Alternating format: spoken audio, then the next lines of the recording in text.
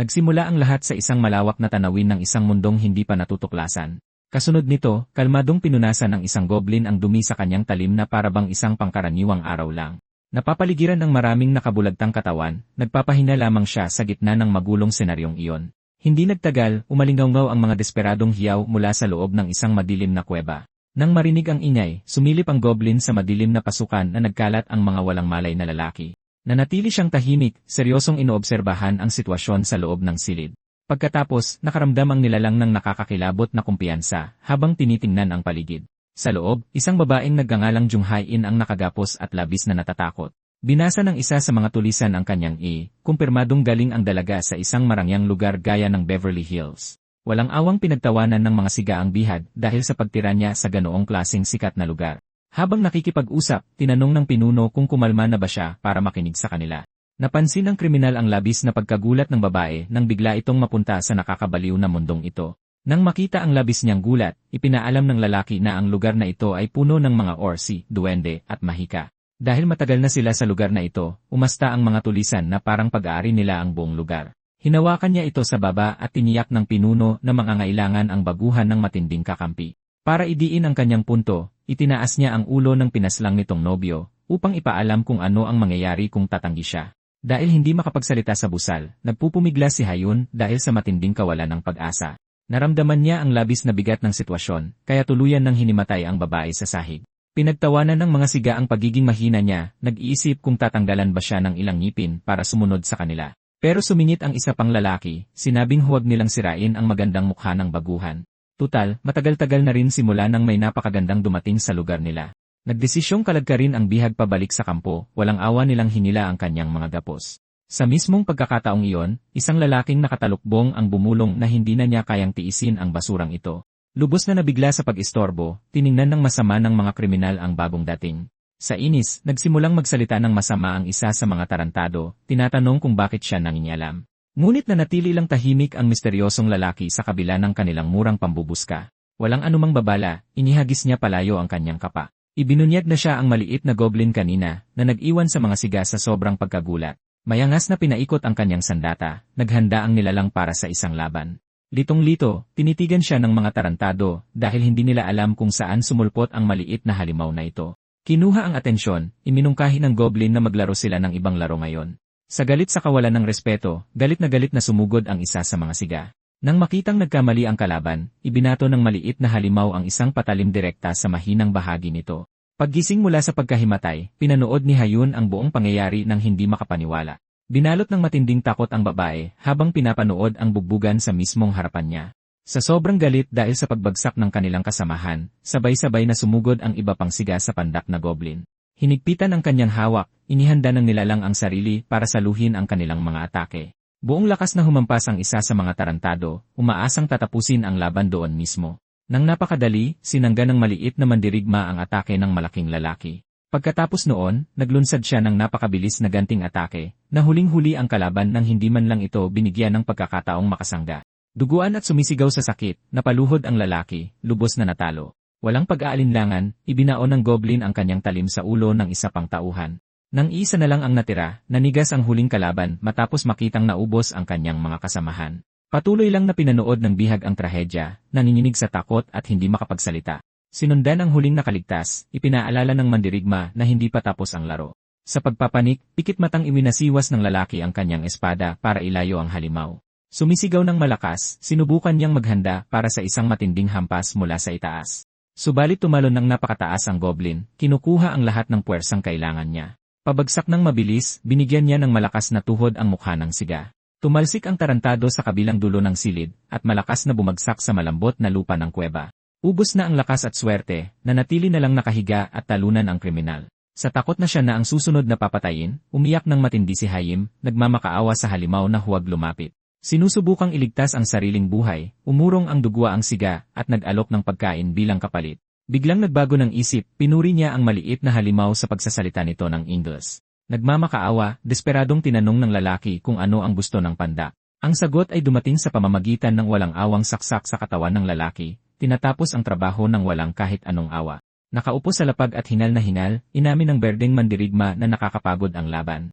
Hanggang sa may napansin ang nilalang sa malapit at mabilis na lumingon. Nakagapos at nakayuko sa isang sulok, tahimik na hinintay ng babae ang kanyang malagim na katapusan. Lumapit sa kanya, ibinaon ng goblin ang kanyang mabigat na sandata sa kahoy na poste, pinuputol ang mga lubid sa kamay ng dalaga ng may perpektong katumpakan. Malamig siyang pinakitunguhan nito, binanggit na mayroon pa siyang sariling gulo na kailangang ayusin. Malaya sa mga lubid, nanatili si Haeon sa sahig habang hinihimas ang mga pasa sa kanyang pulso. Nag-ipon ng kaunting lakas ng loob, nag-atubili siya pero nagtanong kung galing din siya sa tape. Lumingon sa kanyang likuran, nagtanong ang nilalang kung mukha ba siyang tao para sa kanya. Umiiyak ng matindi, idiniin niyang marunong itong magsalita ng lengguwahe, alam ang tungkol sa mga yi, at iniligtas siya. Mabilis na tinapos ng pandak ang usapan, malamig na sinabing wala siyang iniligtas na kahit sino. Ngunit dahil desperado sa malinaw na sagot, nagmakaawa ang babae na ipaliwanag kung ano ba talaga ang nangyayari. Sa inis, tinanong niya kung nakatulog ba ang baguhan noong nagsasalita ang kontrabida. Diretsahang ipinaliwanag niya na pareho silang maayos hanggang sa gumising silang napahamak sa kabilang mundong ito. Hawak ang kanyang ulo, tuluyan nang nabaliw si Hai sa nakakalokong kwentong ito tungkol sa ibang dimensyon. Pinagmamasdan ang kaawa-awa at gulat na estado ng taong babae. Idineklara ng goblin na sa ngayon ay dapat nakikita na rin niya ang katotohanan. Tinanong ng berdeng mandirigma kung hindi ba niya nakikita ang misyong ibinigay sa kanya, na labis na ipinagtaka ni Hai-in dahil wala siyang ideya kung ano ang ibig nitong sabihin. Bigla na lang, may lumitaw na isang nakakasilaw na digital na notifikasyon sa paningin ng babae. Nabigla sa asul na screen na lumulutang sa kanyang mukha, nauutal siya habang sinusubukang intindihin ang mensahe. Tumatawa ng mahina, sinabi ng nilalang na masasanay rin siya kung tatapusin niya ang mga misyong ito at makakakuha ng mga gamit. Tumalikod para umalis, sinabihan na lang ng maliit na lalaki ang baguhan na patuloy na lumaban para mabuhay. Ngunit kumapit si Haeon sa binti niya ng mahigpit, nagmamakaawa na maghintay at ipaliwanag ang nakakabaliw na gulong ito. Sa inis dahil sa nakakairitang pagkapit, biglang huminto sa paglalakad ang mandirigma. Nang walang pag-aalinlangan, sinipa niya palayo ang tao nang walang kahit anong awa. Sa isang iglap, inilagay ng maliit na halimaw ang kanyang talim sa lig ng babae. Napakalamig ng tingin, ipinaalam niya rito na siya ang pinakamapanganib sa buong silid, tinatanong kung ano ang inaasahan niya mula sa kanya. Nagbigay ng huling salita ang pandak, sinabing simula ngayon papatayin niya ang sinumang tao na makikita niya, at nilinaw na swerte lang kaya siya hinayaang mabuhay. Napaiyak si Haeon, tinatanong kung bakit siya napakalupit, gayong may kakayahan naman siyang tumulong sa ibang tao. Nang marinig ang mga salitang iyon, tuluyang nanigas ang nilalang nang tumagos ang tanong sa kanyang puso. Bigla na lang, dinala ang isip ng goblin sa isang maulan na alaala kung saan may isang boses na umiiyak at sinabing hindi ito dapat nangyari. Sa ilalim ng malakas na ulan, humagulgol ang isang lalaki habang nagmamakaawa para sa mga sagot. Sa kanyang mga bisig, unti-unting nawawala ng buhay ang babaeng nagngangalang Solji. Pinunit ng mabibigat na yabag ng bakal ang tunog ng ulan, papalapit sa magkasintahan. Tumingala ang lalaking nadudurog ang puso sa bulto ng taong may daladalang banal na espada. Isang nakakatakot na kabalyero ang buong taas na nakatayo sa mismong harapan ng umiiyak na nakaligtas. Pinanatili ng babaeng kilala bilang hiyuri na matatag ang kanyang tindig. Lubos na nawasak, ibinangon ng lalaki ang pangakong ginawa ng mandirigma na tutulungan ang lahat na magkaroon ng magandang buhay sa bagong mundong ito. Sumisigaw dala ang buong pighati sa kanyang kaluluwa, iginiit niyang malaman kung bakit ito nangyari gayong kaya naman nitong iligtas ang kanilang grupo. Binunot ang kanyang sandata, tinawag ng kabalyero ang buong gulo bilang isang dakilang sakripisyo matapos nilang perpektong matapos ang misyon.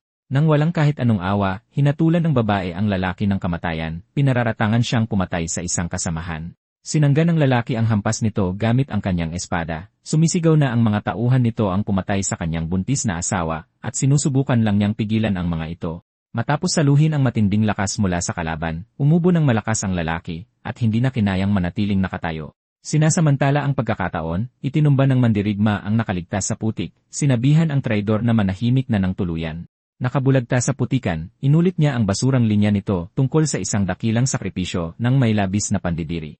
Habang nasasakal sa sariling dugo, bumubulong ang lalaki na ang lahat ng ito ay isang malaking panloloko. Nilamon ng purong galit, isinumpa ng lalaki ang bawat tao hanggang sa kanyang huling hininga. Umaasang sanay mapunit niya sila gamit ang sariling mga kamay, nangako siyang gagawin ang lahat para makapaghiganti. Pagbalik sa kasalukuyan, nanginginig sa galit ang goblin habang inaalala ang pagtataksil na iyon at matalim na nakatingin sa babae. Huminga ng malalim, nagdesisyon ang mandirigma na sagutin ang tanong ng baguhan kung bakit siya nagkakaganito. Umaapaw sa galit, isinigaw ng maliit na halimaw na kinamumuhian niya ang sangkatauhan dahil opisyal na hindi na siya isa sa kanila.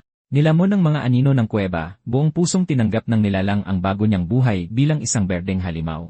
Patuloy na bumabagabag sa kanyang isipan ang mga nakakatraumang alaala, Inuulit-ulit ang mga peking paghingi ng tawad ng kabalyero. Paulit-ulit sa kanyang isip ang imahe ng babaeng iyon na hinahatulan siya dahil sa pagtataksil, parang isang nakakasakal na bangungot. Muli niyang binabalikan ang sandaling sinubukan niyang lumaban, inaalala ang masakit na hapdi ng pagkawala ng kanyang pamilya. Ang mabigat na alaala ng pagtapak sa kanya sa putik ng walang awang mandirigma ay tumama sa kanya ng napakalakas. Lubos na nawasak, naramdaman ng lalaki na nawawala ang kanyang lakas sa ilalim ng malamig na ulan. Ang nakakasukang kabalintunaan na tawaging traidor matapos ibigay ang lahat ay unti-unting sumisira sa kanyang pagkatao. Ang galit laban sa dati niyang lahi ay nabaon doon, nagluwal ng isang malalim at nakaugat na sumpa. Ang matinding galit na iyon ang nagpatindi sa kanyang uhaw sa kapangyarihan upang hiwain ang kanyang mga pahirap kahit ano pa ang kapalit. Bigla na lang, napalitan ang mga alaala ng mga bula ng hangin na dahan-dahang umaangat sa madilim na tubig. Pag-ahon mula sa tubig, sumulpot ang goblin mula sa lawa, humihabol ng hininga kasabay ng isang mabangis na atungal. Nakalutang sa gitna ng tubig, labis ang pagkalito ng nilalang kung bakit humihinga pa rin siya. Ang una niyang instinct ay desperadong hanapin sa dilim ang kanyang mahal. Ngunit nang tingnan niya ang kanyang katawan at makita ang berdeng balat, nagulat siya habang sinusubukang intindihin ang nangyari. Nang mismong oras na yon, isang malaking magic circle ang nagsimulang magliwanag ng nakakasilaw sa lapag ng nakakakilabot na lugar na ito.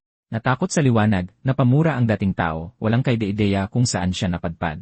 Nakatitig sa kanyang mga kuko, purong takot ang naramdaman niya nang mapagtantong nasa loob siya ng katawan ng isang halimaw. Isang nakakatakot na shaman ang lumabas mula sa dilim, ipinapahayag na ang pagkatao ng nilalang na ito ay tuluyan ng naglaho. Umikot ang bagong mandirigma, lubos na kinilabutan sa figura ng tribu. Suot ang isang skull mask, ipinakilala ng pinuno ang kanyang sarili bilang si Mortzel, ang shaman ng mga mandirigma. Inabot ang kamay, nagdesisyon ang matandang veterano na bigyan siya ng lehitimong pangalan ng tribo ng mga goblin. Nanigas sa mahika ng sandaling iyon, maiging nakinig ang maliit na goblin habang hinuhubog ang bago niyang tadhana. Gamit ang malalim na boses, opisyal siyang pinangalanan ng shaman bilang Gorls. Nararamdaman ang bigat ng kanyang bagong titulo, naisip niya kung ano ang ibig sabihin ng matawag na isang dakilang sisidlan. Balik sa kasalukuyan sa mga wasak na iniwan ng mga tulisan, na nagpapatunay na ang lahat ng nakamamatay na katumpakan na iyon ay gawa ng bagong Gorls. Nanunood mula sa gilid, napangisi ang isang goblin archer, sobrang proud sa kakayahan ng kanyang kapwa-tribo. Sa gitna ng magulong kampo, sinabihan ng archer ang iba pa na bantayan ang lugar. Ang mandirigmang nagngangalang Mevi ay tumakbo papunta sa kagubatan, sobrang sabik na makasama ang kanyang crush. Pagbalik sa kuweba, pinilig ni Gorls ang kanyang mga iniisip at naghanda ng umalis. Tinalikuran ng babae, sinabihan niya itong lumayas na bago pa magbago ang isip niya at tapusin siya. Ngunit nagpapanik na tumayo si Hayon, nagmamakaawang sumama sa goblin at nangakong magiging kapaki-pakinabang. Tinanong ni Gorls kung nawawala na ba siya sa sarili dahil gusto niyang sumunod sa isang mapanganib na halimaw at doon, isinigaw ni Hayon na hindi siya halimaw. Ikinatwiran ng dalaga na nagsinungaling ang mga tao at tinangkang pagkaisyahan siya, nagtatanong kung sino nga ba ang mga tunay na halimaw dito. Nakaluhod at umiiyak ng matindi, inamin ng babae na ang berdeng mandirigma lamang ang tanging pinagkakatiwalaan niya ngayon. Bumuntong hininga ng malalim, pinitik ng mahina ng goblin ang ulo ng tao para matauhan ito. Nakatayo ng tuwid, binalaan niya ito na ang madaling pagtitiwala sa mga tao ang mismong dahilan kung bakit siya naipit sa bangungot na ito. Nilakasan ang boses, ginawang malinaw ng maliit na mandirigma na walang puwang ang pagtitiwala sa lugar na ito. Nag-iba ng tono, pinaalam ni Gorls sa kanya na marami pang kampo ng mga nakaligtas ang nakakalat sa mapa. Nagkibit balikat, tiniyak ng nilalang na makakahanap siya ng mga taong mas mapagkakatiwalaan kaysa sa kanya sa mga lugar na yon. Bago umalis, ibinato ng mandirigma ang isang maliit na gamit diretsyo sa mga kamay ng nakaligtas. Habang litong nakatingin si Hayon sa gamit, binalaan siya nito na ang pagpasok sa isang kampo ay may malaking bayad. Sinabihan siya ni Gorls na itago ito at gamitin bilang huling alas, dahil kahit na sumablay siya sa isang kritikal na parte, ang mahiwa lang ang hubad na balat ay magbibigay na sa kanya ng laban. Naubusan na ng pasensya, tumalikod siya at tinapos ang usapan, nang angakong mamamatay siya sa kanyang mga kamay kapag hindi siya tumahimik. Ngunit isinigaw ni Hayon sa kanyang tagapagligtas na huminto, humihikbi at nagmamakaawang malaman ang pangalan niya bago sila maghiwalay. Huminto ang maliit na goblin, naalala ang kanyang dating pangalan bilang tao, at nagdesisyong itapon na ang pagkataong iyon sa basurahan. Tinatanggap ang bago niyang buhay, buong pagmamalaki niyang idineklara na siya si Gorls, ang dakilang sisidlan. Pagkatapos ng matinding pahayag na iyon, nagsimulang maghalungkat ang mandirigma sa isang kahoy na kahon na naiwan sa kuweba. Bigla na lang, sumulpot si Mev at nagtanong kung pinakawalan niya ang tao.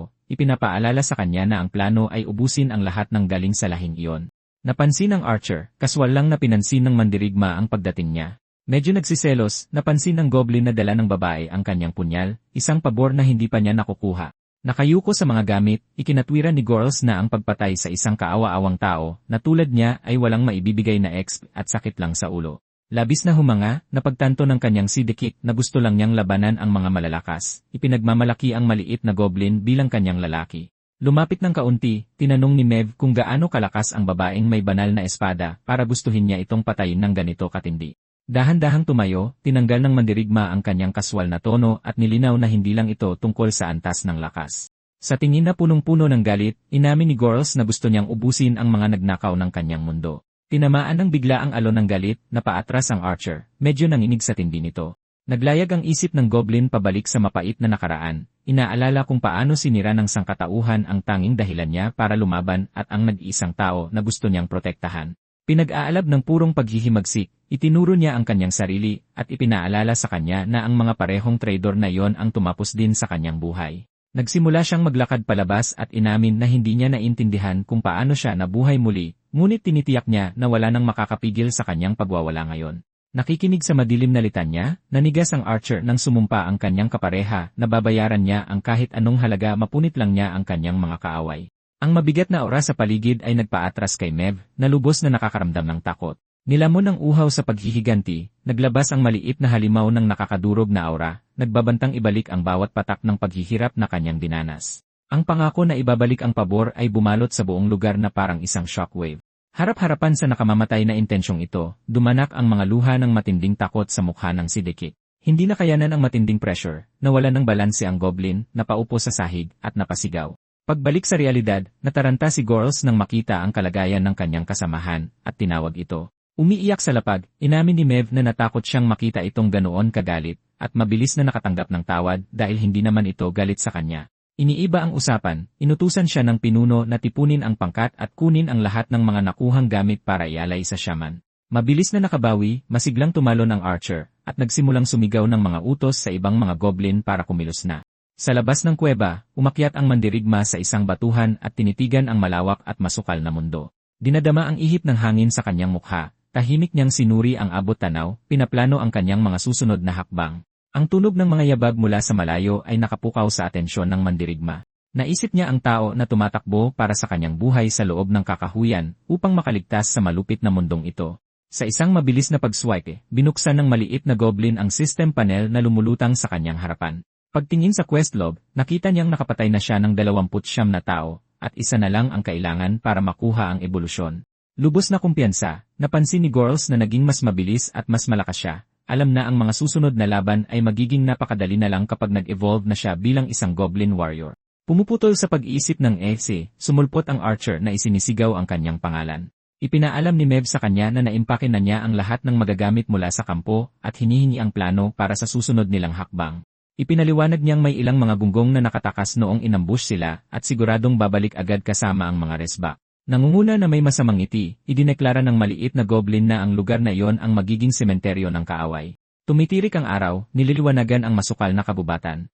Ilang sandali pa, nanatiling tahimik ang bunganga ng kuweba, naghihintay na lumitaw ang mga target. Pagod mula sa pagbubuhat ng mabibigat, pinunasan ng archer ang pawis sa kanyang noo pagkatapos ihanda ang patibong sa battleground. Naiinis sa burarang trabaho, sinermunan ng pinuno si Mev dahil hindi man lang niya itinago ng maayos ang mga patibong. Bigla na lang, isang alagad ang sumigaw at tinawag ang boss mula sa kailaliman ng lagusan. Lumitaw ang maliit na halimaw na nakangiti, kinukumpirma na ginawa ng buong grupo ang eksaktong ipinag-utos niya. May pagmamalaking iniulat ng alagad na ang lahat ng mga patibong at harang ay handa na. Tinapik sa ulo ang maliit na lalaki, pinuri ni Gorls ang sipag niya, ngunit pinaalalahanan itong hindi siya ang boss nila. Isang goblin pa ang humakbang, sinabing nakita niya ang labanan kontra sa mga tao at opisyal siyang kinikilala bilang ang pinuno. Puno ng sigla, tinanong ng maliit na mandirigma kung sumasang-ayon ba ang buong grupo sa desisyong iyon. Sabay-sabay na naghiyawan ang buong pangkat, malugod na tinatanggap ang bagong kasama bilang opisyal na commander ng tribo. Niyakap ni Mev ang braso ng boss, sinabing tinatanggap din niya ito, ngunit bilang kanyang lalaki lamang. Sinira ang magandang eksena, isang tagapagbantay ang tumakbo papasok sa lagusan upang babalaan ang lahat na papalapit na ang mga tao. Hinugot ang kanyang espada, inihayag ng commander na oras na ng labanan at inutusan ang buong grupo na umatras at maghanap ng ligtas na pagtataguan. Pagkatapos ay lumingon siya at partikular na hiniling sa Archer na suportahan siya para sa parating na labanan. Habang inihahanda ang palaso, nangako si Mev na paulanan niya ng tira ang mga kalaban sa ngalan ng kanyang napupusuan. Ngumiti ng may kumpiyansa ang leader at sinimulan ang paglipol sa mga tao. Sa labas, dumating ang rescue squad at agad na nataranta sa malaking kalat na nagkalat sa buong sahig. Habang hawak ang isang mabigat na palakol, inutusan ng boss ng mga bandido ang nakaligtas na sabihin sa kanya kung isang goblin lang ba talaga ang gumawa ng lahat ng pinsalang ito. Hinawakan ng malaking lalaki ang tauhan sa kwelyo at inakalang isa lamang itong masamang biro. Nanginginig sa takot, sumumpa ang tauhan na ang maliit na halimaw ay parang asong ulol na winasak ang lahat ng hindi man lang pinagpapawisan. Sawa na sa mga palusot, ininsulto ng higante ang duwag at binitawan siyang parang sako ng patatas. Nawalan ng balanse, napahiga ang nakaligtas sa madidiring damo. Pagkatapos ay inutusan ng boss ang kanyang kanang kamay na pamunuan ang grupo at hulihin ng buhay ang maliit na peste. Humarap ang tenyente sa grupo at isinigaw ang utos na sumulong at hulihin ang target. Pero sa kalagitnaan ng pagsasalita niya, isang eksaktong palaso ang tumagos ng diretsyo sa ulo ng sub-commander. Agad na sumubsob ang katawan ng lalaki sa matigas na lupa, tuluyan ng patay. Sobra ang pagkagulat sa tama, sumigaw ang leader habang sinusubukang alamin kung saan nanggaling ang tira. Tarantang nakaturo sa mga palumpong, isinigaw ng nakaligtas na nakatago roon ang halimaw. Nakatago sa mga halaman, pinakawalan ng Archer ang mga tira ng may nakakakilabot na asintada. Isa pang bandido ang nakatanggap ng kritikal na tama diretsyo sa dibdib. Pagtumba ng tauhan, tinawag ng boss ang nakaligtas na walang kwentang basura dahil hindi man lang sinabi kung nasaan ang sniper. Habang nagkakagulo, umiti ng mayabang si Mev mula sa itaas, tinawag ang mga lalaki na mga walang alam na baguhan. Mabilis na nagparkour ang goblin sa mga sanga ng puno, naghahanap ng bagong pwesto sa labanan. Galit dahil natigilan ang kanyang grupo, sinigawan ng higante ang lahat na sumulong at hulihin ng buhay ang target. Hawak ang mga armas, sumugod ang mga bandido sa hilera ng mga puno, habang sumisigaw na parang mga baliw. Tumakbo ng mabilis sa mga lagusan, binilisan ng Archer para iligaw ang mga mananalakay. Sa isang malinis na talon, bumaba si Mev sa mga bato, iniiwan sila ng malayo. Paglapat ng kanyang paa sa lapag, ipinagpatuloy ng goblin ang kanyang mabilis na pagtakbo sa dilim.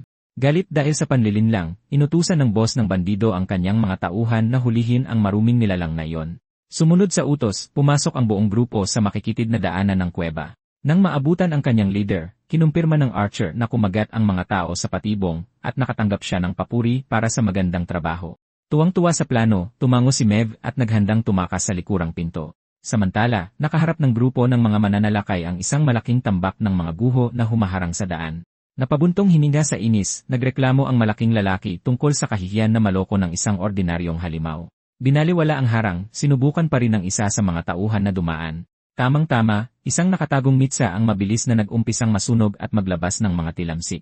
Nalito sa pagtunog, huminto ang tauhan para alamin kung ano yon. Habang nakasampa ang palakol sa kanyang balikat, umisi ang leader at naisip kung inakala ba talaga ng kalaban na mapipigilan sila ng mga bato. Pinuri pa ng higante ang berdeng mandirigma, inamin na mas matalino pa ito kaysa sa sarili niyang mga tauhan. Biglang nagbago ang mukha ng boss nang makita niya ang paparating na sakuna. Napansin niya ang isang napakahina-hinalang bagay na nakasuksok mismo sa gitna ng mga guho. Nang abutin ito, nakita ng bandido ang isang literal na bariles ng pulbura na nakahandang sumabog. Walang kamalay-malay sa panganib, itinuro ng tauhan ang bagay na yon sa boss. Sa matinding pagpapanik, sumigaw ang malaking lalaki na tumakbo na ang lahat para sa kanilang buhay. Ngunit nanatili lang na nakatayo doon ang tauhan, tuluyang walang naintindihan. Isang saglit lang, isang malaking pagsabog ang walang awang lumamon sa mga bandido. Ang matinding init ay tuluyang tumupok sa mga lalaking nakatayo malapit sa bariles. Ang lakas ng pagsabog ay winasak ang pasukan ng kuweba, at nagpalipad ng mga bato kung saan-saan. Isa sa mga nakaligtas ang tumalsik ng malayo dahil sa tindi ng lakas ng pagsabog. Nakahiga sa lupa, umubo ng matindi ang lalaki at isinumpa ang halimaw gamit ang natitira niyang galit. Balot ng makapal na usok, sinubukan ng kriminal na bumangon mula sa matinding tama. Makita ang pagsabog mula sa malayo, namangha ang Archer sa laki ng naging pinsala. Nag-aalala, lumingon ang kasama at tinanong kung natamaan ang kanyang boss ng pinsala mula sa pagsabog. Pero nautal siya sa gulat nang makita ang kanyang kapareha na balot ng nagliliwanag na asul na mahika. Pagkatapos maabot ang eksaktong bilang ng napatay, kinumpirma ng system ang quest at ibinigay ang pinakahihintay na ebolusyon. Naglaho ang kapangyarihan na nagpakita ng bago at mas malakas na pisikal na anyo ni Gorls. Ngumiti ng nakakakilabot, huminga siya ng malalim habang nararamdaman ang paglakas sa kanyang mga ugat. Pinakita ng commander ang nakakabilib niyang bagong enerhiya, tuwang-tuwa sa karanasan ng pag-level up. Hindi kalayuan, hawak ng sugat ang tauhan ang braso niya para pigilan ang pagdurugo. Sa inis, nagsisi ang nakaligtas na nagbigay pa siya ng babala at tinawag na mga tanga ang mga kasamahan niyang napatay. Nang makarinig ng mga yabag sa usok, ininsulto ng lalaki ang nilalang, tinawag itong makulit na ipis. Ngunit agad naglaho ang kanyang ngiti nang lumabas ang berdeng mandirigma nang walang galos at mukhang mas mapanganib. Nang may nakakamatay na lamig, nilabas ng halimaw ang kanyang matalim na patalim para maghanda sa pagtatanong. Tuluyang gumuho ang kriminal, sumigaw siya sa matinding takot habang papalapit ang kanyang katapusan. Nanginginig mula ulo hanggang paa, sinubukan ng bata na sumalag gamit ang natitirang bahagi ng kanyang sirang espada. Nakatingin sa kanyang biktima, binalaan ng leader ang tao na gagawin siyang hapunan kung hindi niya sasabihin ang buong katotohanan. Wala nang pagpipilian, napalunok ang hostage at tinanggap ang usapan para lang manatiling buhay. Isang malaking base ng mga nakaligtas na tao ang nakita sa abot tanaw. Ang kampo ay eksaktong pareho sa natatandaan ng mandirigma mula sa nakaraan niyang buhay. Napansin ni Mev na natulala ang boss at nagtanong kung anong problema, ngunit tiniyak lamang niya na mas naging madali ang lahat. Binago ang atensyon, sinabi ng commander na kailangan muna nilang iulat ang mga nangyari sa shaman ng tribo. Inutusan niya ang mga tauhan na kumuha ng mga bagong armas mula sa kampo at magtipon-tipon. Sinasamantala ang pagkakataon, humingi ang bilanggo ng kanyang inaasam-asam na kalayaan. Idiniin ng lalaki na itinuro na niya sa mapa at kinumpirma ang eksaktong lokasyon ng base ng mga tao. Tutuparin ang kanyang salita, pumayag ang berdeng boss na hayaan ang lalaking umalis. Nagtanong ang lalaki kung seryoso siya, may bahagyang kislap ng pag-asa sa kanyang mga mata. Nagsimulang itulak ng mga tauhan ang tao palayo, sinasabihan siyang umalis na dahil pinatawad na siya. Talikod sa grupo, ininsulto ng traidor ang mga nilalang sa isip niya, inaakalang nakamit niya ang malaking tagumpay. Ngunit sinundan siya ng mga maliit na halimaw ng malapitan, nakalabas ang mga patalim at tumatawa ng nakakakilabot. Walang babala, isang patalim ang nakabaon sa likod ng lalaki sa isang napakadayang atake. Bumitiw ang tao ng isang nakakikilabot na sigaw nang maramdaman ang aserong bumaon sa kanya. Agad tinakpan ng isa sa mga tauhan ang bibig ng biktima para pigilan ang ingay. Sa isang brutal at magkakasunod na atake, pinagsasaksak ng mga goblin ang nakaligtas ng maraming beses ng walang awa. Habang nakatingin lang sa mapa, malamig na sinabi ng leader na nangako siyang hindi siya ang papatay, pero labas na siya sa gagawin ng kanyang grupo. Itinapon sa tubig ng Leshan, lumubog ang wasak na katawan ng bandido, tuluyan ng patay. Pagbalik sa kuweba ng tribo, kinuwestiyon ng matandang shaman ang hinihinging armas para lusubin ang kampo ng mga tao. Lumuluhod ng may paggalang, ipinaliwanag ng mandirigma na nasuri na niyang mabuti ang lahat ng detalye ng target. Siniguro niya na ang pananambang ay magdadala ng isang napakadaling panalo para sa buong tribo. Nang marinig ang plano, bumulong ang matandang leader habang hinahaplos ang kanyang baba at pinag-isipan ang matapang na estratehiya. Biglang umalingaw-ngaw ang isang sigaw sa kwarto, sinasabihan ang shaman na ibasura ang ideya ngayon din. Lumingon si Gorls at tiningnan ng masama ang higanting hobgoblin na sumingit sa usapan ng hindi imbitado. Nakipagtalo ang higanting nagngangalang Golf na dapat ay naghahanda sila sa pagtawag ng malaking boss sa halip na yon. Ipinaliwanag ang pagmamadali, nagbabala ang bagong dating na ang mahabang paglalakbay ay ubos ng napakaraming supply. Sumasang-ayon sa oras, inamin ni Morxel na wala siyang sapat na dahilan para tanggihan ang pagsalakay ng baguhan. Sa inis, itinuro ng hobgoblin ang NC at tinawag itong isang walang kwentang baguhang mandirigma. Kalmadong tumayo, hinamon ng dating tao ang higante na sumama sa misyon para bisitahin ang mga tropa. May mapang-asar na ngisi, tinanong niya kung may lakas ba ng loob ang malaking lalaki para harapin ang laban. Habang nakakuyom ang kamao, nagalit si Golf, nagtatanong kung sinusubukan ba ng pandak na ito ang lakas niya. Napanatili ang nakakatakot na aura, tinanggap ni Gorls ang hamon, nang angakong ipapakita niya kung gaano siya kalakas. Binabasag ang tensyon, tumakbo papasok ang archer, at isinigaw sa kanyang lolo kung nasaan ang kanyang lalaki. Kaharap ang dating tao, tinanong ni Golf kung matapang ba siyang tanggapin ang isang marangal na duelo. Nang marinig ito, gulat na gulat si Mev sa biglaang hamon. Tumangging umurong, tinanggap ng pinuno ang one-on-one, pero nagdagdag ng patakaran na kailangang ibigay ng matatalo kung anuman ang gusto ng mananalo. Dahil sa ganoong pusta, napanganga na lang ang archer sa gulat. Humakbang paharap, formal na pinahintulutan ni Morxel ang laban. Nataranta, tinanong ng babae ang lolo niya kung bakit ba niya pinayagan ito. Pagkatapos nyon, pumasok ang dalawang mandirigma sa gitna ng isang napakalaking arena. Habang kalmadong naghihintay ang bida, nagkagulo ang mga manonood sa pagsigaw ng pangalan ng higante. Handa na sa bakbakan, pinandilatan ng hobgoblin ang kanyang kalaban mula sa kabilang dulo ng ring. Mula sa itaas, pinagalitan ng archer ang maliit na goblin dahil hindi nito pinigilan ang boss na tanggapin ang baliw na laban na ito. Ipinagtanggol ng tauhan ang sarili, at sinabing wala siyang oras na mag-react dahil mabilis itong tinanggap ni Gorls at ginawa na itong opisyal ng referee. Mula sa kanyang e-spot, inihayag ng shaman na bawal ang sandata at mahika sa laban, at matatapos lang ito kapag may sumuko o nawala ng lakas na lumaban. Natakot ang tauhan at binalaan ang kasama niya na pangit ang ugali ng higante at hindi nito pipigilan ang mga suntok niya. Walang pag-aalinlangan, kinumpas ng matanda ang kanyang kamay at pinatunog ang kampana para simulan ang laban. Dala ng matinding galit, nagpakawala ang higante ng nakakabinging atungal para painitin ang laban. Mabilis na sumugod ang higante at ininsulto ang pandak dahil feeling daw nito ay ang lakas na niya porky kaka-level up lang niya. Nag-ipon ng lakas para sa isang matinding suntok. Ipinangako ng higante na babaliin niya ang mga buto ng pinuno para hindi na ito makalaban pa. Napakadaling inilaga ni Gorls ang mabagal na suntok nito. Sinasamantala ang pagkakamali, nagpakawala ang dating tao ng malakas na suntok sa mismong sikmura ng kalaban. Dahil sa malakas na tama, nawalan ng hininga ang higante at napaluhod. Ipinagpatuloy ang combo, tinuhod ng malakas ng bida ang mismong mukha ng higante. Litong-lito, bumagsak ng patihaya ang hobgoblin sa lupa, na lumikha ng malaking ulap ng alikabok. Sa taas ng bleachers, gulat na pinanood ng Archer, at ng buong tribo ang matinding pambubugbog. Nanginginig sa sakit, naggitngit ang mga ngipin ng dambuhala habang sinusubukang pakalmahin ang isip nito. Nang makitang ayaw sumuko ng higante, muling naghiyawan ang mga manonood para suportahan siya. Tiniis ang suntok, tinanong ni Gorls kung wala ba talaga itong balak sumuko, at mabilis na tumanggi ang higante. Doon na mabilis na sumugod ang pandak at sinakal ng napakahigpit ang kalaban. Naghabol ng hininga, lumuwa ang mga mata ng bugbog na mandirigma nang maramdaman ang matinding higpit ng pagkakasakal. Makalipas ang ilang segundo, nawalan ito ng malay at nagsimulang maglaway, tuluyan ng nan-knockout. Bumagsak ang mabigat na katawan ng hobgoblin sa lupa, tuluyan ng nawalan ng malay. Napakawala ng malalim na buntong hininga dahil sa inip, napansin ng dating tao na malaki lang ang katawan nito, pero basurahan naman ang kakayahan nitong lumaban. Ipinagdiwang ang perpektong panalo, tumalon sa tuwa ang Archer, habang tuluyang nabaliw sa saya ang buong tribo. Mula sa kanyang pwesto, idineklara ni Morxel na walang kaduda-dudang kampiyon si Gorls at sinabing ibibigay niya ang kahilingan nito. Lumingon sa matanda, nagbigay ng magalang na paghampas sa dibdib ang bida bilang pasasalamat. Mabilis na tumakbo pababa mula sa bleachers, dumiretso ang babae sa kanyang sinta. Dala ng matinding emosyon, dinaluhong ng yakap ni Mev ang mandirigma na muntik nang mapatumba sa kanya. Walang tigil niyang pinuri ang lakas ng kanyang kapareha, at inaming nagduda siya rito sandali, pero agad siyang nagmayabang sa lahat kung gaano kalakas ang lalaki niya. Sa mismong likuran niya, inanunsyo ng tauhan na opisyal na siyang kanang kamay ng boss, at hindi nito hahayaang nakawin ang eksena. Iginiit ng Archer na maging opisyal na silang magkasintahan ngayon. Sumingit sa kasiyahan, lumapit ang shaman na parang isang tunay na boss para batiin ang nanalo. Masayang tinawag ng babae ang kanyang lolo, at tumango lang ang matanda sa pagbati nito. Sa isang malakas na pagbagsak, ibinayo ni Morxel ang dulo ng kanyang tungkod sa lupa. Agad-agad, isang alon ng asul na mahika ang kumawala mula sa pinagbagsakan nito.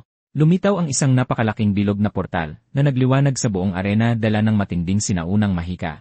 Pinapanood ng malapitan ang paggawa ng mahika, talagang humanga ang dating tao nang makakita ng ganoong klaseng mataas na antas ng mahika. Sinabihan ng matanda ang pinuno na lumapit, at binanggit na may isang nisi na naghihintay na makilala siya. Tinanggap ang imbitasyon, naglakad ang bida papasok sa nagliliwanag na portal habang nakasunod lang sa likod niya ang Archer. Paglabas sa kabilang dulo, lumitaw ang grupo sa ilalim ng isang malaki at napakarangyang simboryo. Sa sandaling tumapak sila sa red carpet, biglang sumara ang mahiwagang portal sa kanilang likuran. Nagmala tour guide ang shaman at pinangunahan ang mandirigma sa paglalakad sa napakalaki at punong-puno ng palamuti na lobby. Huminto sila sa harap ng isang makinis na mesa nang biglang may kumawalang bagong liwanag ng maitim na enerhiya sa hangin. Mula sa liwanag, lumutang pababa ang isang peres ng misteryosong paa at marahang dumapo sa sahig. Tinitigan itong mabuti ng bida para alamin kung sino ang kakalitaw lang sa kwarto. Inilantad ang kanyang anyo, binati ng isang gintong goblin ang shaman, at sinabing matagal-tagal na rin silang hindi nagkita. Bilang tugon, muling ibinayo ng matanda ang kanyang tungkod sa sahig. Agad na binalot muli ng mahiwagang asul na enerhiya ang mabatong sahig. Ipinagmalaki ang kanyang aura, muling ginamit ng pinuno ng tribo ang kanyang mabilis at palihim na mahika sa paglalakbay. Nagiging mausisa sa mga nangyayari, maiging pinanood ni Gorls ang pagdaloy ng mahika sa hangin. Pinilit palalo ng matanda ang imbitasyon, naghuhudyat na magsisimula na ang totoong usapan. Dahil hindi kinuwestiyon ang plano ng kanyang boss, naglakad ang berdeng pinuno papasok sa mahika nang walang sinasabi. Patuloy na kumikislap ang marangyang arkitektura sa ilalim ng mga ilaw na tumatalbog sa makinis na sahig. Magkasabay na naglakad ang dalawang mandirigma at inihanda ang sarili sa anumang kwentong itinatago ng matanda. Tiningnan ang kabuuan ng napakalaking kwarto, tinanong ng bida ang matanda kung nasaang zone ba talaga sila. Umiwas sa tanong, itinaas ng matanda ang kanyang kamay, at sinabihan ang mandirigma na magmadali at huwag nang magpatumpik-tumpik pa. Agad na sumunod, humakbang palapit ang dating tao sa kanyang superior, para magpakita ng paggalang. Doon na nagliwanag ang isang maliit na spark ng mahika sa dulo ng daliri ng veteranong shaman. Humingi ng lubos na paggalang, inutusan ng pinuno ng tribo ang pandak na yumuko at ibaba ang kanyang ulo. Ang mahiwagang haplos ay nagpadala ng banayad na enerhiya diretsyo sa isipan ng tahimik na mandirigma. Gamit ang kanyang otoridad, binigyan ni Morxel ang mandirigma ng karapatang magtayo ng sarili nitong clan, kaya naman gulat na gulat ang bida. Sinuportahan ng matanda ang kanyang desisyon at sinabing nakuha na ng baguhan ang malaking experience points at mayroon na rin itong matibay na grupong sumusuporta sa kanya. Dagdag pa rito, ipinahiwatig ng matanda na ang naghihintay sa lobby ang siyang popondo sa bagong quest na ito. Natapos ang flashback ng mga bilin at ibinalik ng duo ang tingin sa madilim na portal na nagliliwanag sa ibabaw ng marangyang mesa. Lumabas mula sa kakaibang liwanag ng enerhiya, muling tumapak ang mga paang iyon sa carpet ng napakabanayad. Ang figura ay si Rumpelstiltskin pala, ang gintong goblin, nang umiti ng palakaibigan habang kinukumusta ang matanda matapos ang ilang taon. Pagkakita sa bagong karakter ng malapitan, namangha ang bida kung gaano ito kabihira at kakinang. Masyadong komportable, tumalo ng babae papunta sa gilid ng mesa, na kinumpirma ang mga hula ng mga bagong dating. Agad na dumiretso sa punto, binanggit niya ang pangalan ni Gorls at sinabing narinig niyang naghahanap ito ng mga pinakamalakas na sandata. Sumandal sa mesa, binalaan siya ng gintong goblin na walang libre at hindi lang niya pwedeng ipamigay ang mga gamit. Pero bago yon, humingi muna siya ng kwento at pinaupo ang mandirigma. Humila ng upuan, naupo si Gorls sa tapat ng misteryosong host. Pumayag siya sa mga kondisyon at tinanong kung aling bahagi ng kwento ng buhay niya ang gusto nitong marinig. Ilang saglit pa, natapos ng ikwento ng dating tao ang kanyang pagbagsak at pagbabalik, sabay sumpa na totoong totoo ito lahat. Pagkatapos nyon, nagsimulang manginig si Rumpelstiltskin, halos hindi na mapigilan ang tuwa niya. Pabagsak na inilapag ang parehong kamay sa mesa, pinuri ng babae ang kwento bilang isang tunay na obra maestra. Habang nakaduro, malakas niyang idineklara na yon na ang pinaka-nakakaaliw na kwentong narinig niya. Nagulat sa biglang pagkabaliw nito, pinanood na lang ng berdeng pinuno ang sobra-sobrang reaksyon nito. Sobrang taas ng hype kaya nagsimulang magliparan ang mga magic card at props sa buong kwarto. Lumuhod sa ibabaw ng mesa, inihayag ng goblin na ang kwentong iyon na ang opisyal na pinakamahalagang piyesa sa koleksyon niya. Sa isang pitik ng kanyang mga daliri, pinuno niya ang kwarto ng mas marami pang magic particles. Tumalon, isinigaw ng blonde kung gaano niya nagustuhan ang buong kwento. Naupo ng napakalapit kay Gorls, masayang sinabi ni Rompel na ang tagal na simula noong may nagbigay sa kanya ng ganitong klaseng saya. Walang katuwa-tuwa, nainis si Gorls at napaisip kung ano ang nakakatuwa sa trahedya ng buhay niya, at gustong-gusto na sana niyang ipadala ito pabalik sa lobby noon din. Tumayo mula sa kanyang upuan, agad na hiningi ng berdeng mandirigma ang kanyang mga gamit. Tumatawa sa pagmamadali niya, sumang-ayon si Rumpelstiltskin, at sinabing hindi naman siya makakapag-raid ng walang gamit. Gamit ang isang malupit na backflip, nakapunta muli ang gintong babae sa likod ng mesa niya. Lumusot sa personal na espasyo ni Gorls, ipinangako niya ang isang napakagandang item drop para sa kanyang dakilang sisidlan. Buong pagmamalaking naglakad sa carpet, sinabihan lang ng goblin ang baguhan na sumunod sa kanya. Binuksan ang isang napakalaking gintong portal, sinabi ng host na oras na para buksan ang mga gamit. Nagbabasa mula sa isang libro, bumulong si Rompel na parang isang fangirl tungkol sa trahedya ng pagtataksil, masyadong nahuhumaling sa drama. Humakbang papasok sa mahika, tumugon ang pinuno na suot ang kanyang napakaastig na bagong armor set bilang clan master. Tiningnan ang kanyang suot, pinuri siya ng blonde at sinabing mukha na siyang isang tunay na raid boss, saka tinanong kung handa na ba silang umalis. Inaayos ang kanyang scarf, nag-thumbs up si Gorls, habang ramdam ang matinding pagtaas ng kanyang stats sa kanyang buong pagkatao. Kalmadong-kalmado, gumapang ang goblin sa ibabaw ng desk niya at pumusturang parang reyna. Habang naghahanda ang mga tauhan sa likuran, nagmayabang siyang hindi pumapalya ang granny niya. Tinuro siya ng babae at sinabihang makinig ng mabuti sa tutorial para sa mga bago niyang buffs. Nanatiling tahimik ang leader at buong-buo ang atensyon sa patch notes. Hindi nagtagal, isang puting bandila na may tatak ng espada ang iwinagayway sa kalalabas lang na raid camp. Paglingon ng commander, narinig niyang inispam ang pangalan niya sa chat. Nakatayo sa bangin, pinagmasdan niya sa ibaba ang bago niyang hukbo ng mga goblin na China Cheer ang kanilang leader. Mahigpit na hinawakan ni Gorls ang bago niyang high-tier na espada. Sabay bunot ng talim, inutusan ng mandirigma ang mga kapatid niya na sumugod dahil opisyal nang simula ang hunting phase. Sumisigaw na parang mga halimaw, tumakbo ng mabilis ang kawan ng mga halimaw direkta sa target zone. Sa itaas ng poste, marahas na hinahampas ng hangin ang bagong banner ng clan. Samantala, nagpapanik na nagtatakbuhan ang mga human niya sa kampo, desperadong sinusubukang kunin ang kanilang mga armas. Pagbagsak sa isang tent, binalaan ng isang lalaki ang squad leader na nagsimula na ang raid. Humihingal ng malakas, nilinaw ng mensahero na hindi mga bandido ang umaatake, kundi isang malaking grupo ng mga goblin. Gulat na gulat sa glitch in the matrix, hindi maproseso ng human captain ang impormasyon. Pagwasak sa mga depensa, bumaha ang berdeng hukbo sa human base, uhaw sa bakbakan. Eksakto noong sandaling iyon, umalinggaw ang boses ni Rompel sa isip ni Gorls, at ibinagsak ang mga detalye ng una niyang passive buff. Habang nilalampaso ang mga tao, naglabas ng pop-up ang system na nagsasabing lahat ng eliminations ng clan ay magsishare ng messy sa leader. Pagbabalik tanaw sa lobby, inihanda ng Golden Goblin ang pangalawang ina-feature ng kanyang bundle. Nakikinig ng mabuti, humalukip-kip lang ang dating tao at inabsorb ang mga magic hack. Habang naglalakad, sinabi ni Rompel na na-unlock niya ang abilidad na manual na buksan ang system quest log. Nanlaki ang mga mata ng mandirigma nang makitang inactivate ng babae ang magic interface sa totoong buhay. Pinaliwanag ng Goblin na mayroon siyang buong admin rights para gamitin ang menu kahit saan, nang walang cooldowns. Pagbalik sa malupit na labanan, kinumpas ni Gorls ang kamay niya at pinalabas ang human hunting quest na lumulutang sa hangin. Habang tumatawa, inamin niyang ang paggamit ng system lingay na ito ay parang eksena talaga sa isang ray. Sa gitna ng gulo, sumigaw ang isang sundalong tao nang makuha ang agro mula sa kawan. Sa desperasyon, iwinasiwas ng isa pang nakaligtas ang isang sulo, sinusubukang itaboy ang mob na umatake sa kanya. Pilit na dumedepensa, iwinasiwas ng isang gwardiya ang kanyang espada, sinusubukang i-clutch ang 1v1. Nagtulungan ang mga sundalo, sinusubukang makipagsabayan ng mga suntok sa mga berdeng mananakop. Sa isang malinis na hiwa, lumipad ang ulo ng isang goblin na gumawa ng malaking kalat sa damuhan ng kampo. Pagsugod sa frontline, pinagalitan ng human captain ang mga tauhan niya dahil nagpapatalo sila sa mga low-level na mobs. Binunot niya ang espada niya at inutusan ang squad na turuan ng leksyon ang mga trash tier na halimaw dahil sa panghihimasok sa paksyon ng mga tao. Pero sa gitna mismo ng kanyang mahabang speech, isang malaking crit ang tumama ng direkta sa mukha ng commander. Nanigas sa kinatatayuan niya ang lalaki na may nakabaong talim sa gitna ng kanyang mga mata. Sa isang nakakamatay na tingin, marahas na nagtanong si Gorls kung sinong basurang inise ang tinatawag nitong mahinang halimaw. Matapos ang laban, bumagsak ang mabigat na katawan ng kapitan ng patiwarik sa alikabok. Sobrang natrauma ang sundalo sa tabi niya nang makitang na-one-tap ang boss nila ng isang basic na goblin. Umatras sa laban, umikot ang bata at tumakbo ng mabilis, sumisigaw na sobrang hack ng mga mobs na iyon. Binalot ng matinding gulat at takot ang natitirang mga tao kaya nagkanya-kanya sila ng takbo at humingi ng emergency retreat. Habang pinapanood ang mga kalaban na tumatakbo na parang mga duwag, diretsahang tinawag sila ng berdeng commander na mga noobs.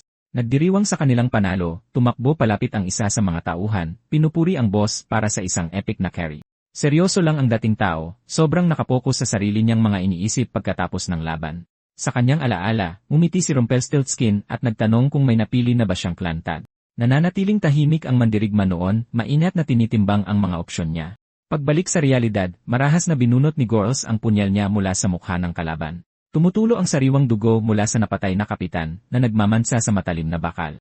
Pagharap sa kanyang squad, pinuri ng leader ang kanyang mga berdeng kapatid dahil sa matinding pamamayagpag sa raid. Nakatayo sa harap ng buong hukbo, malakas siyang nag-speech na ngayon ang opisyal nilang respawn. Seryosong nakikinig, dininig ni Mev at ng tropa ang paalala ng boss kung paano sila dating nagtatago at tumatakbo sa takot. Sabay taas ng baba, tinapos niya ang monologe at inanunsyo na nakuha na nila sa wakas ang pinakamalaking panalo laban sa sangkatauhan. Dala ng matinding hype ng sandaling iyon, umungal si Gorls sa kanyang mga tropa na mula ngayon, wala silang ibang ifa-farm kundi mga panalo. Tinaas niya ang kanyang armas para makita ng buong server. Ipinagpatuloy ng leader ang mapagmataas na speech, pinagtitibay ang kanilang pagkakakilanlan. Sa puntong iyon, malakas at malinaw na ipinahayag ng commander na itinatatag nila ang dakilang Crimson Dagger Clan. Umalinggaw lagpas sa abot tanaw ang masayang sigawan ng mga kawan, ipinapamukha ang kanilang ganap na dominasyon laban sa kampo ng mga tao.